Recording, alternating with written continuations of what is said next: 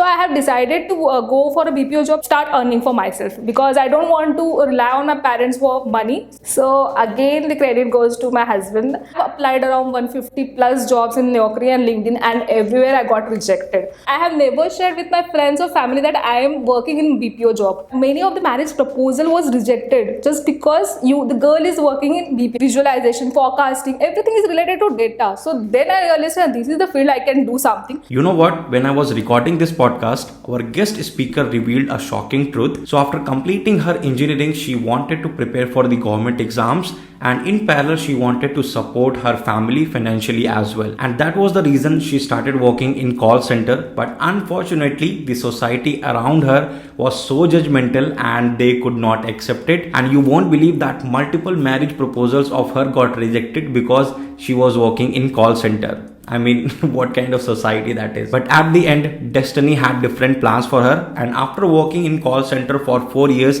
now she has started working as a top-notch data analyst. So make sure to watch this podcast till the very end to know more about her inspiring journey, and she will be discussing all the important points, especially for the folks who are coming from the non-CS background, like how she prepared, how she became data analyst, why she faced hundreds of interview rejections, how she prepared her resume, how she adjusted her call center experience in that resume, what kind of projects she worked on, and most important, the challenges and how to overcome those things. So lots of things you will learn from this podcast. So sit there for next 20 minutes and enjoy this amazing story. So thank you so much, Akshata, for joining me in this podcast. First of all, really glad to have you, because I know we'll be having a really good discussion about your motivational journey of transitioning into data analyst. So why not to start with your introduction? First of all, anything you want to share about your past academic background and current professional background? So first of all, I just want to thank you for inviting me here. My name is Akshata 𝗗𝗶𝘀𝗀𝗀𝗀𝗃 and I am from Chandrapur, Maharashtra. I am a BE electrical graduate. I have completed my electrical engineering in Chandrapur, Maharashtra. So after engineering, I have around 4 years of experience in BPO and ITES. And I have worked for the companies like 𝗗𝗵𝘀 and Tech Mahindra. And after that, I have now transited my career in data analyst, and I'm working in a fintech company named 𝗓𝗏. How was your life after engineering? Because we all know after graduating, or even when we are pursuing our graduation, we have a lot of uncertainty about our future. So how was that for you? And before transitioning into data analyst, where were you working? How did you get your first job? And what was your first salary? Just I'm really interested to know about that experience. So basically, I got placed while after engineering, but I have decided to go for a government jobs. So I have started preparing for mostly the state PSUs and also for GATE. And I was preparing like completely on that. I have done with some courses for the GATE classes as well. So I have completely focused on those areas. But then I realized depending completely on for government job and not being independent is not my choice. So I started to start somewhere. Like I just decided instead of I will go with the government job as well, but along with that I should start my career as well in any field, because the thing was most of the focus should be on my government preparations only. So what I did is I have joined BPO sector, considering the shifts, mostly the shifts would be the evening time. So I have decided to go for a BPO job, because morning time I'll get some time to prepare, and for evening I'll start this job and start earning for myself, because I don't want to rely on my parents for money. So the thing was for joining a BPO is that so that I will be like independent, and along with that I continue my preparation. So I have joined 𝗗𝗵𝘀 in 2017 with the salary of around 16,500, and I have continued just because to manage both the things, along with the preparation I will go with the job. So that was the only reason to enter into BPO world. So I can feel it. This would have been really hectic. I mean, in the daytime you were focusing on your goals, and in the evening time it would have been like 2-3 a.m. right? How those shifts were going on? So the timing was, I was working for UK company, UK based company. So the timing was started from 12 p.m. to every week the shift was goes to change. So 12 p.m. To 12 p.m. to 12 a.m. or sometimes 1 p.m. or sometimes for other company like Tech Mahindra there was a shift timing around till 6:30 a.m. as well. So the shifts was the issue because every week it was going to change, and there is a challenge that every week you have different week offs as well. So that was a challenging part. But initially my focus was that I am preparing for government, so I should like need a little sacrifice. But yeah, I was in that phase. That was a really struggle for me because it actually affect your health very badly. I think just a follow-up question. So when you were working in the BPO and call center, like were people and society targeting you for your job earnings, etc.? Because this is like something which people prefer for their side income, as you also suggest, right? And if yes, then how did you deal with those kind of mental breakdowns? Because it could have been really challenging. I can totally Yeah, understand. the first thing, like being from engineering background and working in BPO, that was like a pressure. And the other part is I am also good in academics as well. So being the person who is very good in her academics, and suddenly she is moving to BPO sector. So it was like a everyone is like, you are too good in studies. Why are you doing this? Why are you doing with your life? So that was a question. Even I was not able to share that what exactly I am doing. I have never shared with my friends or family that I am working in BPO job. So that was a break. Even after 2-3 years, many of the marriage proposal was rejected just because the girl is working in BPO. I won't say that BPO is not completely call center where you're working in calls and working in night. That's not a thing. There is a various factors, various department in BPO as well. So there is a department like where you are completely non-voice, where you are handling a claims collection. There are different parts, but people think BPO is like a BPO call center, like working evening. People used to believe that this is not a good like department or background where the BPO world is not good. But I won't say that it is good or bad. Job is job, and everyone is giving their 100%. So don't like, even though we should not target those people. They are, because it is a reputed job. Don't think that they are doing something bad or not. But the people, the society used to think that this girl is working in BPO, she must be working late night. So we should. So I have faced many of the proposal was rejected Yeah, just yeah. because I am working in BPO. So that Yeah, was a that like is why mental break. that is why I asked That was this a mental question, breakdown. because I know it means the perception you are talking about the society Yeah. has for this kind of job profile. I know, that's why I asked this question, what you went through when you were working. So as you said, right, this is crazy, like people rejecting your marriage proposal because of you are working Exactly. in The the thing was, BPO the people background. are like, yeah, you look good. You have everything. Just because you're working in BPO, I just want to reject that proposal. Like the society are like that because they were like, no, these people are doing something different. There is nothing wrong with that job as well. Many of the like many of the people are still working in customer service. They should be a reputed job, but the society. Now moving on to next question, Yeah. Akshata. When and how did you decide to move into data analytics? Because as you said, approximately 4 years you spent in the BPO Yeah. sector. So suddenly, how did you come to know about it? What was the motivation behind it?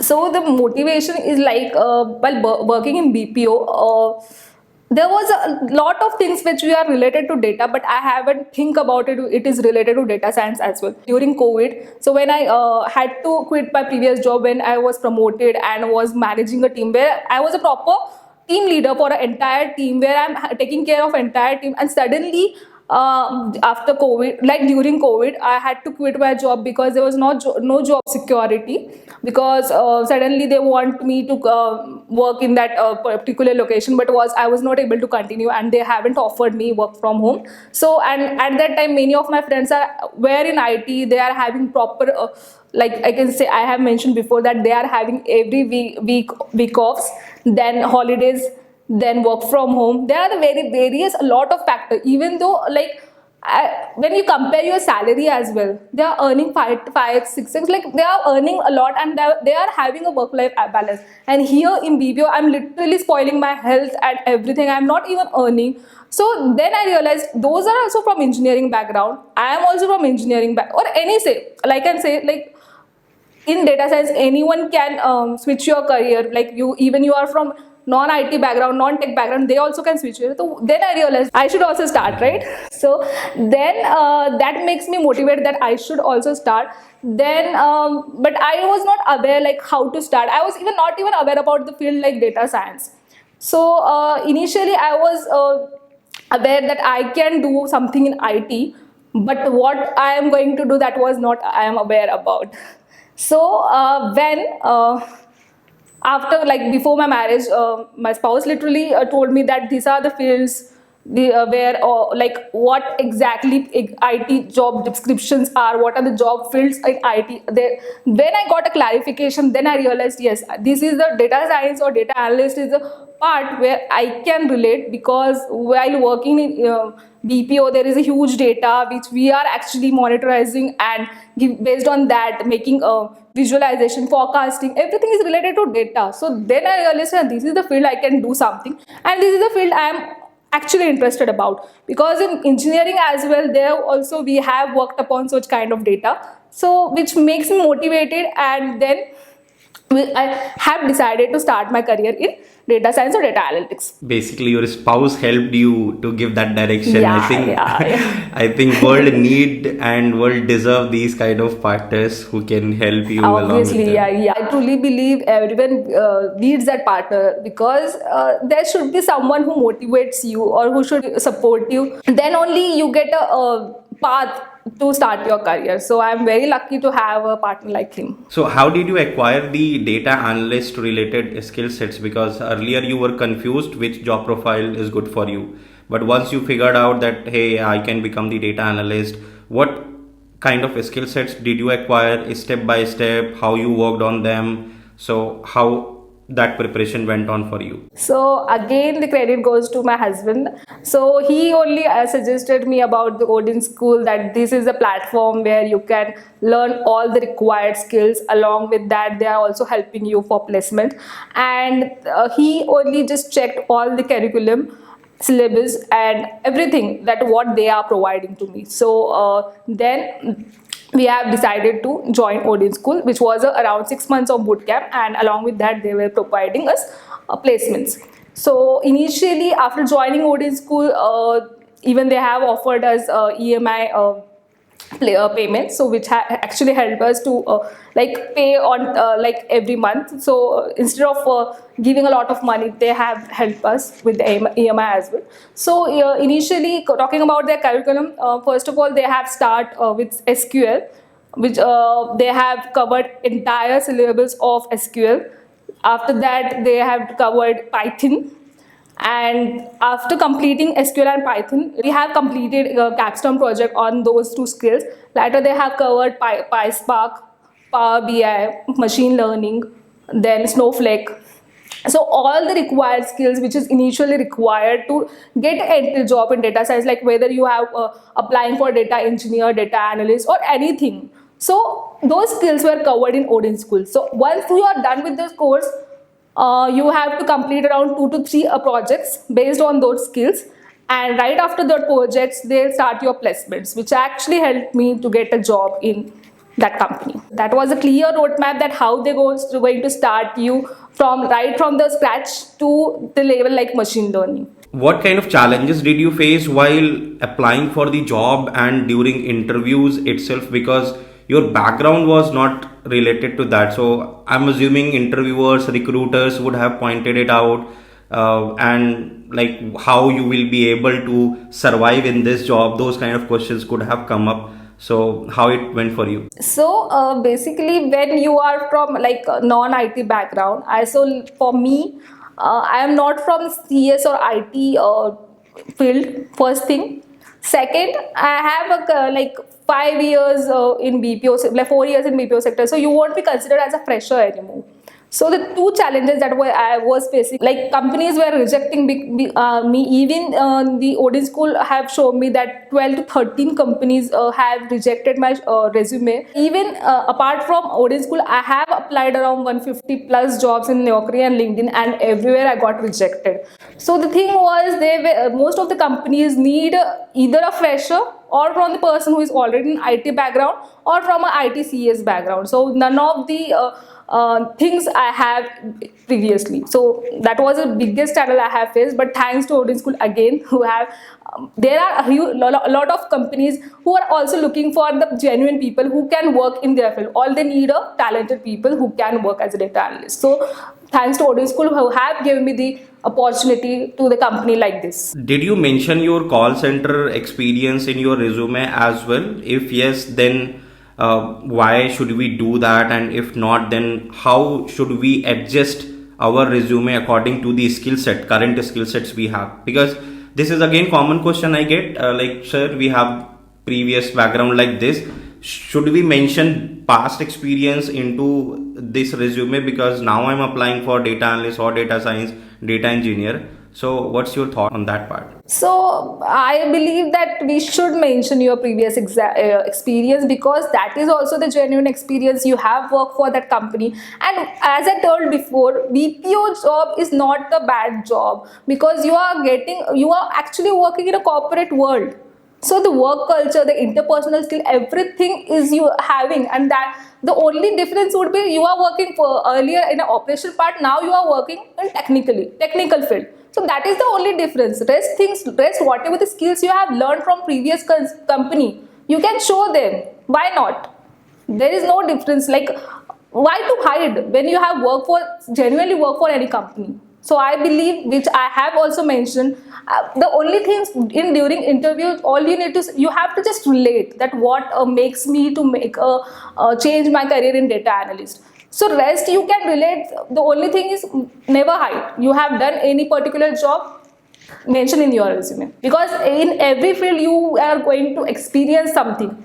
So that we are going to share. So what sort of projects you actually worked on being a data analyst? Because finding it over the internet, it's pretty much difficult that these are the good projects which we can have as a hands-on project in our profile, in our portfolio. So can you give some guidance for that one as well to the audience? Yeah, sure. So by learning the skills like SQL, Python, Power BI and PySpark, I have done projects on all fours.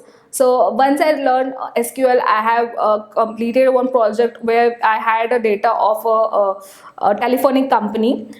We were like checking why the customer are leaving the particular services. So based on SQL and Python, I have done that project. Once I am done with SQL, Python and PySpark, I have completed one more project which is mostly based upon the Olympics data. And we were checking why the Olympics, which summer or winter is good for Olympics, which countries are leading, so that mostly on visualization part. So we have used Python and PySpark and the libraries like pandas, numpy, matplotlib to visualize that data and make a conclusion that which country is leading and why they are leading. So this we have studied. Along with that, after completion of course, I have done one more project on Power BI, where we have taken the space Maven database and check which rocket got launched on this year and everything mostly.